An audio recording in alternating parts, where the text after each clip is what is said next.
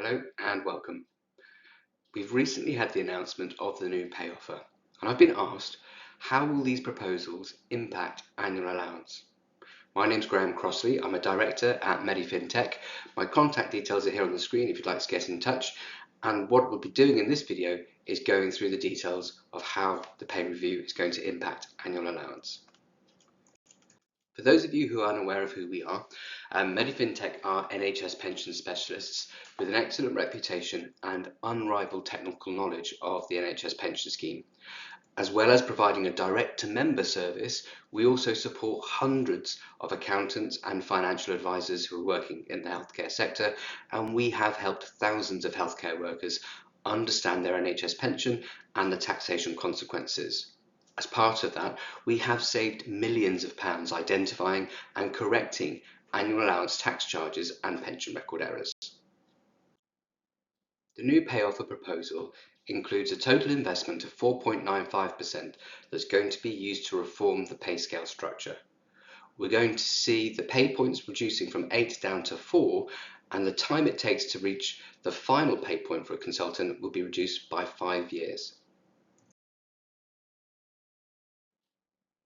The BMA have produced this revised pay scale that shows those new 4 bands with pensionable pay ranging from £99,532 all the way through to £131,964 when you reach the top increment.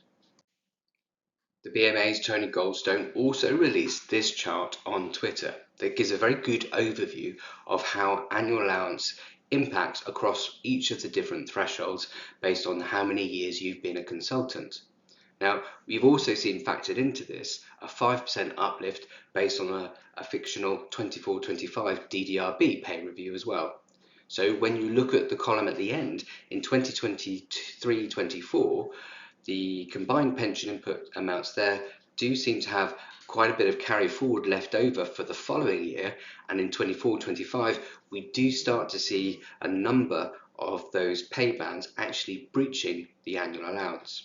So whilst it's a good overview, what I want to do today is look at a very specific case that could be a worst case example, particularly that transition between year 13 and year 14.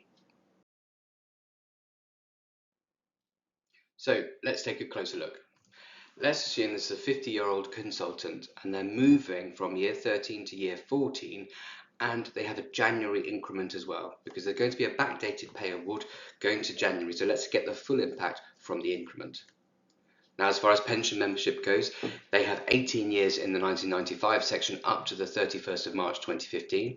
So when you factor in the McLeod rollback, that will increase to 25 years in total.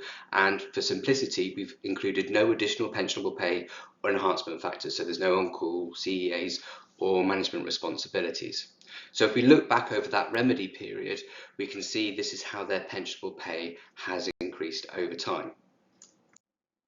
Now, looking forward at the pensionable pay for 2024 and 2025, well, let's start off with that existing 2024 pensionable pay. Because they had that January increment, they have 9 months at the old band and then 3 months at the new band, which means their pensionable pay would have been £114,097. Now, with this pay offer, those last 3 months will actually be in this new enhanced band. So as a result, they're going to get 3 months of that £131,964. So their pensionable pay for 2024 is revised to £117,258. Then when we look forward to 2025, they get the full impact of the £131,964. So in total, there's been an increase in £14,706. Now we also have to factor in the DDRB. So if we use the same assumptions before as a 5% increase, then that will increase the pensionable pay to £138,562. In the 1995-2008 scheme, the final salary link enables your benefits to be based on your final pensionable salary up to your retirement date. So when we see that pensionable pay increase by £21,304, that has an impact on the 1995 pension for this case study. And we can see their pension has gone up by £6,657 and the lump sum nearly £20,000. Now here's a warning, because those significant increases in pensionable pay, they do risk annual allowance charges. Let's have a quick reminder on how annual allowance works within the NHS pension. It has nothing to do with your actual pension contributions. Instead, it's based on the growth of your pension benefits over the tax year, something called your pension input amount. So to work this out, we look at the closing value. So that's your pension at the end of the tax year. You multiply that by 16 and add the lump sum. From that, you take away the closing value of your pension benefits, which is your pension times by 16, add the lump sum, but this time there's an allowance for inflation, so you've increased that by 1 plus CPI, and it uses the September CPI prior to the start of the tax year. Now, the annual allowance limit is currently at £60,000. It can be tapered down to £10,000 for those who are significantly higher earners. We've recently seen some changes that significantly impact NHS pension taxation. The first is the revaluation date change, which is amended to the 6th of April. Now, this impacts those members of the 2015 scheme as well as practitioner members in the 9508 scheme. It sounds innocuous, but historically, we had this CPI disconnect. The benefits that you had, they were revalued using CPI after the start of the tax year. However, for annual allowance purposes, the allowance for inflation used CPI before the start of the tax year. As a result, in some years where inflation significantly increased, you were charged purely because of inflation, and 22-23 was going to be a significantly bad year. Fortunately, by moving that revaluation date to the 6th of April, that realigns the CPI, and so this should be significantly better for members going forward. We've also seen changes to negative growth and combined pension input amounts. If wage inflation is lower than CPI, then pension growth can actually be negative. Historically, this was then set to nil, so you never saw the benefit of that. In the Spring Budget 2023, they have allowed for negative growth, and for that negative growth to be combined with the growth that you get in the 2015 scheme, so that it will offset some of the growth there. Now, unfortunately, you won't be able to carry any unused negative growth forward for any other tax years, but they can use them within that current year. So let's look back at our case study and the 23-24 annual allowance pre-deal. So their closing value, which is the pension times 16 plus lump sum, gives us a value of 677,000. And the opening value, which is that pension times 16 plus lump sum, but this time increased by that 10.1% CPI, gives an opening value of 693,000. So overall, there is a negative growth of minus £16,185. Now, this member also has pension growth in the 2015 scheme, amounting to £34,366. So you combine those together, and this member has now got a combined pension input amount of £18,180. So this means that they've got unused annual allowance of £41,802 that they can use next tax year, rather than £25,634 that we had under the old regime, where that negative growth was set to nil. So now let's take a closer look at the annual allowance history of our case study. They have had no annual allowance charges, and following the McLeod rollback, they'll even get a little bit more carry forward. Now, interestingly, this member has had over £200,000 of unused annual allowance, which unfortunately has now been lost as it's gone past that 3-year window. But there is some carry forward available to use with our new pay deal. So let's look at the 23-24 pension growth. Now, the member's pension has increased by £5,970, although if they were retiring at 60, they'd only get £5,274 of that due to the actuarial reduction on the 2015 scheme. But annual allowance is based on how your pension grows.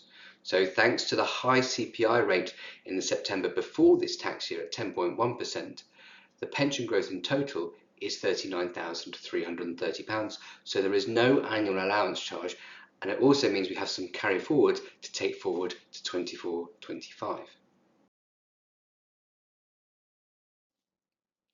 In 24-25, we see the big increase in pension. So it's gone up by £9,490. So that does cause a significant pension growth, and the total growth is £120,061. Now this uses up all of the carry forward, and so we do end up with a tax charge of £16,796. However, I would like to remind you on that chart that we saw before. This case study is an extreme example. Many members will actually have enough carry forward from 23-24 to cover that growth that they see in 24-25. One additional consideration is how HMRC are going to handle backdated pay rises. There is a specific section within their pension tax manual that states that pay rises cannot be backdated for pension input amount purposes, which is a very different approach to misallocated arrears, such as late clinical excellence awards or backdated on-call payments, where your pension record is retrospectively changed to reflect the fact that those payments should have been made in previous years. HMRC's example excludes the arrears payment as pensionable in the final salary calculation that they use. However, that's not how the NHS pension scheme works because of the care scheme and also the final salary linking. The arrears payment would be pensionable. If that 23-24 arrears were paid in 24-25 without any adjustment, then this could create an artificial spike in pensionable pay.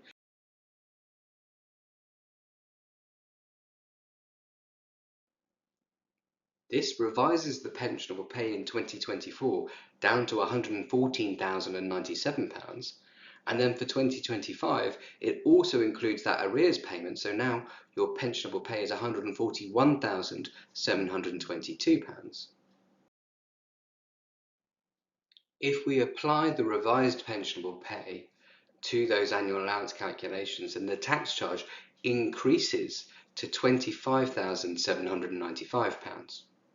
Now, fortunately, the unions are aware of PTM 53800, so hopefully this issue will be avoided. It's important to remember that it's not just about tax. There are increases to the final pension benefits as a result of this.